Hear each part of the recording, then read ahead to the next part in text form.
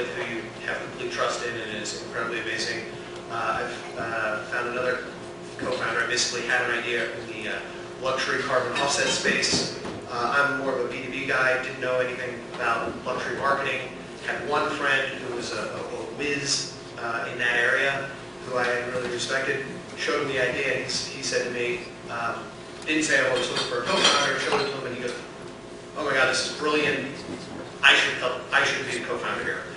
So that was a good sign, and we worked on that together for about 2 years before it was to the point where he was working on it full time. Another business I started with a very experienced, incredibly smart Wall Street executive, Roger Ehrenberg, and we knew that we were going to be working very hard together. We had a lot of challenges ahead of us, and decided just to work together for a month. 40-hour, 80-hour weeks, whatever it took, and no agreement. Just hey, let's try working together, and we found out it worked, and that we were very complementary to each other. I think it was a fair amount of investment up front, but totally worth it. You have to, I think you just have to work with someone to know whether or not it's going to work out. Another co-founder, actually when I started Mimeo, which is an internet-based printing service, we had that's been going for about 10 years. Not all the founders that we brought in and when we started that were there for the whole time. Not everyone was actually working on it full time. So we had to come up with a structure, realizing that not everyone was going to be able to put as much into it. Not everyone was going to be completely dedicated to it, and not everyone necessarily would stay dedicated for the type of endurance that it would take to move that to profitability and eventually on the Inc. 500 and hopefully eventually public.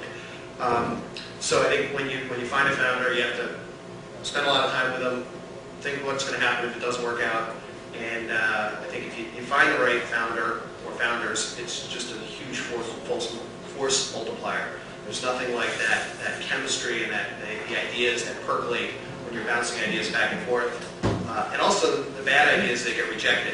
I mean, sometimes just explaining it to your co-founder, you realize that it was a bad idea, and you wouldn't have realized it unless you had to sort of explain what you were thinking to get to that point. So I encourage you to, if possible, find a founder. I think that the business is so much more powerful when you have founders involved, and especially if it's your first or second startup. And hope that's helpful. Look forward to answering questions. Great. Thank you very much. So we'll just go into Q&A, so think about your questions right now. I have a very practical question, very quickly, if I may. Let's assume like two people meet here, one red tag and one blue tag, and they fall in love, and they start dating. And when should they sign like a founders agreement, and when should they form a corporation? What's like some practical guidelines here? Well, if they're going to raise money, they're going to need to have a company. I guess when they really start putting money into a bank account is when they need to have start to have an agreement. In terms of forming it as a corporation, probably better to form it as an LLC if it's just them, just so the tax losses carry through. But if they're going to get venture funding, it has to end up as a C Corp.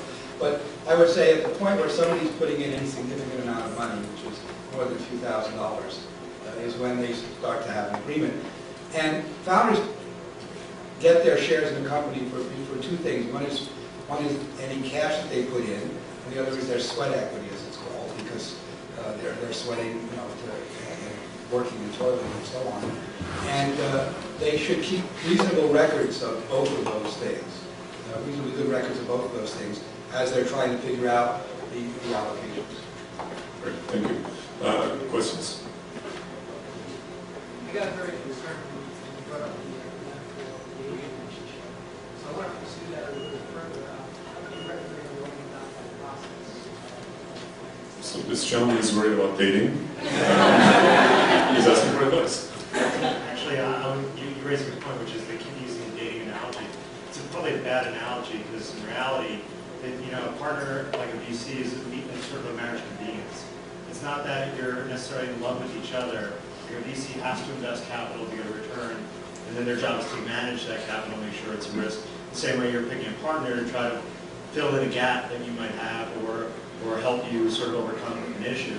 So when you go in thinking, okay, this is going to be marriage, you treat it a lot differently. That's where you get to the equal partnership thinking. You start thinking, well, it's an emotional tie, and we're in it together, and all of a sudden you are.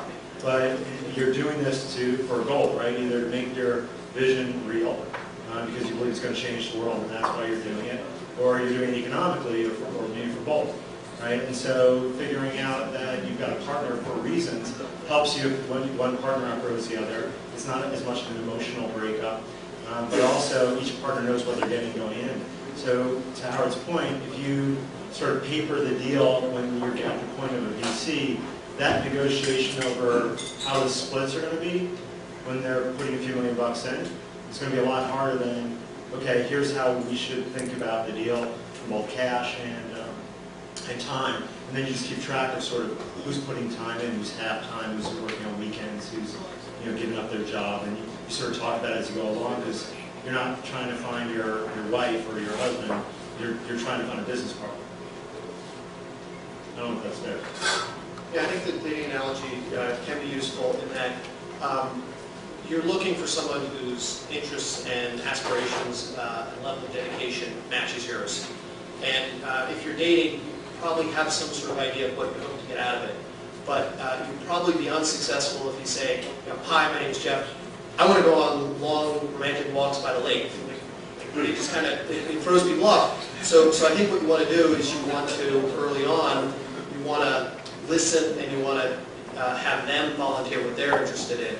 And if your passion is to start a automotive technology company, I would first just talk about cars and see if they, I'm really into cars too. Someday I want to start an automotive technology company. Oh, check. It's so much more powerful when it comes from them, and it's really coming from inside them, as opposed to you sort of them potentially responding to what they think you want to hear. So I would say don't move too fast, get to know people, find out what really drives and motivates them, because being successful as an entrepreneur is all about having insane amounts of drive, being willing to walk through incredible obstacles, because at some point there will be incredible obstacles, and you can't get through those unless you're really committed.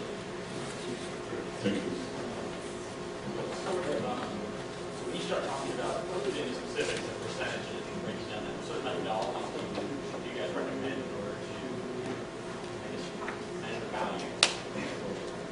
Technical people get 90% and business people get Spoken like a true technologist.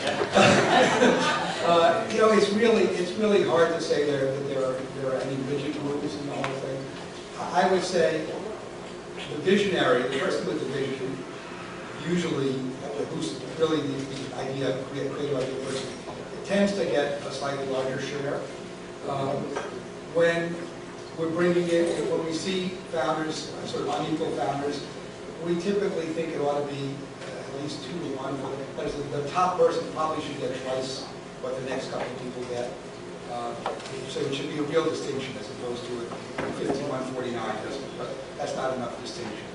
So that's just a rule of thumb. It's not, every case is different. In Video Egg, they were equal. Kevin Sladek, by the way, was the third co-founder. He decided he wanted to fly jets. He joined the Air Force and is flying jets now. So he actually went off in a completely different direction. But the other part of that is what's called vesting. So that, and very often as venture capitalists, when we invest in a company, we will often add a vesting clause. Even though it's been your idea and you created it and you're there, we may say, okay, that's fine, but some fraction of your ownership will reverse vest over the next 2 years. That is, if you leave within that period, you'll have to give some of it back.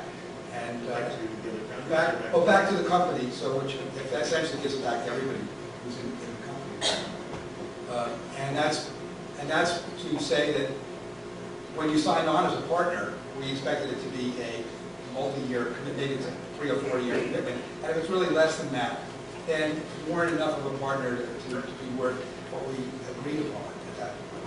Because that agreement was for a 3 or 4 year stay. So as venture capitalists, we may help enforce that.